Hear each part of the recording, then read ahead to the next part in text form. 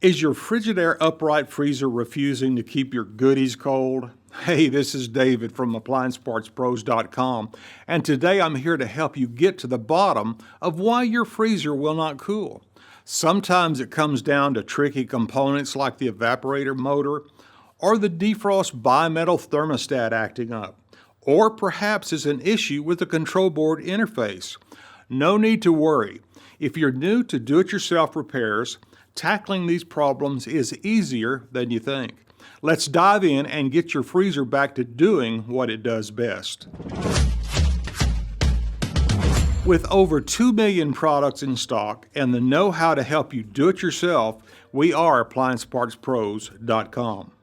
For today's work, we'll need a handful of tools: a multimeter, a Phillips head screwdriver, a flathead screwdriver, a 1/4 inch and 5/16 inch nut driver, and a putty knife. Also, please remember that safety comes first. Always disconnect your upright freezer by unplugging it or turning the breaker off. We get this one all the time. Where do I even start when my freezer's not cooling?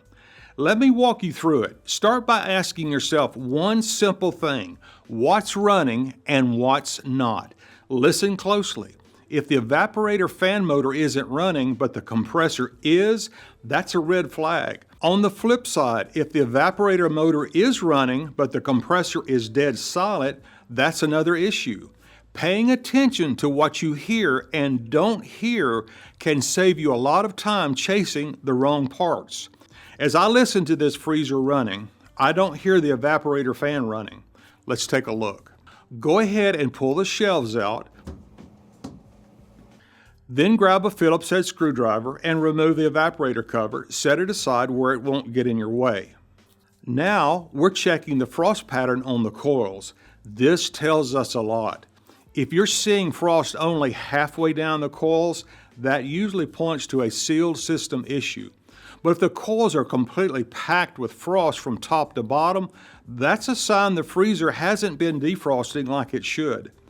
Just by looking at those coils, you can get a pretty solid idea of what direction to go next. Our coils look good. We have a solid frost pattern from top to bottom. But as you can see and hear, the evaporator fan is not running. Let's test it. I'm going to unplug the motor and check it with a multimeter set to AC voltage. Extreme care should always be taken to protect against electric shock, which could potentially result in serious injury. Please do not test voltage if you are uncomfortable using a multimeter around live voltage. Plug the freezer back in. If I've got voltage at the connector and the motor's not spinning, then the motor's bad. It's time to replace it. But if there's no voltage, now we're looking at either a broken wire or a control board that's not sending power to the motor. The defrost bimetal is in the same circuit as the heater element. If either one of these is bad, your coils would have been completely iced over. Here's how to check it. If you can, leave the bimetal in place. Ideally, it's still packed in ice. That's when it should be closed. Unplug the freezer, disconnect both sides of the heater plug, then grab your multimeter. Set it to resistance, not continuity, and test the circuit across the heater and bimetal. You should get a reading of around 10 to 12,000 ohms. If that number's off, replace both the heater and the bimetal. But if the reading looks good, the issue's not the components, it's the control board. That means the board hasn't been sending the signal to start the defrost cycle, and it'll need to be replaced. Plug the freezer back in. On this model, the interface is built right into the front door. Now, we actually tried putting it into a diagnostic mode, but no luck. What we did notice was the display digits were partially missing. Some barely showed up at all. That alone is a good enough reason to replace the interface. To swap it out, unplug the freezer. Take a putty knife and carefully pry out one side of the control. Be gentle, you don't want to scratch the paint. Use some tape if you want to. Once it's loose, you'll see a single connector on the back. Go ahead and disconnect it. Reconnect the single plug, insert one side and snap it into place. Realistically, the only time we're going to replace a control board is when we find the board is not sending voltage to the other components. We're trying to keep things simple here. If we're not getting voltage to a motor, compressor, or if it's not going into a defrost cycle, then we're dealing with a control board issue. If your compressor's not running, or if it's trying to start but just clicks and stops, it could be a bad start relay. Start by removing the rear cover to access the compressor. Set the panel aside. You'll find the start relay mounted on the side of the compressor. Before pulling the relay, let's check if it's even getting power. Unplug the relay connector, plug the freezer back in, and check the connector for 120 volts AC. If you've got voltage, we can move on to testing the relay. If not, the control board might be the problem. To test the relay, unplug the freezer, remove the metal clamp, and pull the relay straight off the compressor. Set your multimeter to continuity and test between the common pinhole and the opposite terminal. What you're checking here is the overload.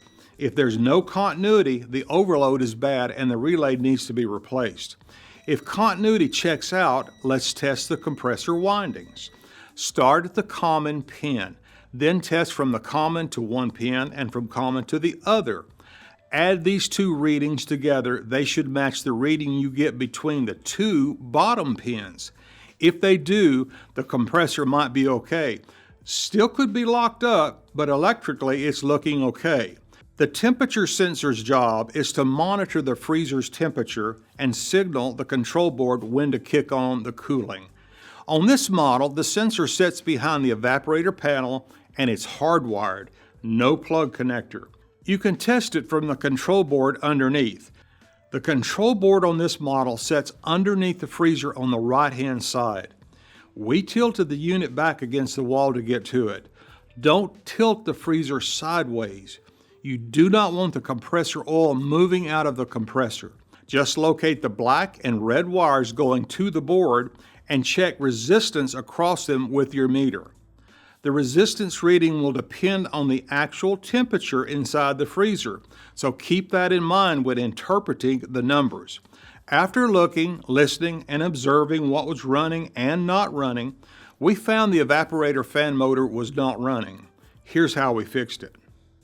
Take a second to note how the motor is positioned and how it mounts to the bracket. It'll save you hassle later. Using a 1/4-inch nut driver, remove the two screws that hold the motor bracket. Once that's out of the way, switch to a 5/16 inch nut driver and take out the two screws holding the motor in place. Look for the small metal spring on the shaft of the fan blade. Pop that off and then carefully pull the fan blade straight off. But here's the trick. Don't pull on the blades themselves. Grab the shaft and pull evenly. It should slide off. Here's the old evaporator fan motor, and here's the new one. If you've already got one, great. If not, you can pick one up at appliancepartspros.com. Slide the fan blade back onto the shaft, followed by the spring clip. I'm securing the motor with the two 5/16 inch screws. Mount the motor assembly back to the rear wall using the two 1/4 inch screws. Reconnect the plug and make sure to tuck the wires neatly into place so nothing gets caught. Now reinstall the evaporator panel. Slide the shelves back in and go ahead and restore power. Fire it up and see how it runs. Congratulations on taking the first step to getting your Frigidaire upright freezer back in action. Once you've identified the culprit, be it the evaporator motor or the defrost bimetal thermostat, make sure you have your model number handy and visit appliancepartspros.com to order the replacement part. Most orders arrive within a couple of days, so you won't be waiting long. And after you receive your new part, don't forget to check out our installation video guides for step-by-step assistance. We'd love to hear about your repair journey. Feel free to share your experience or any questions in the comments below. See you next time.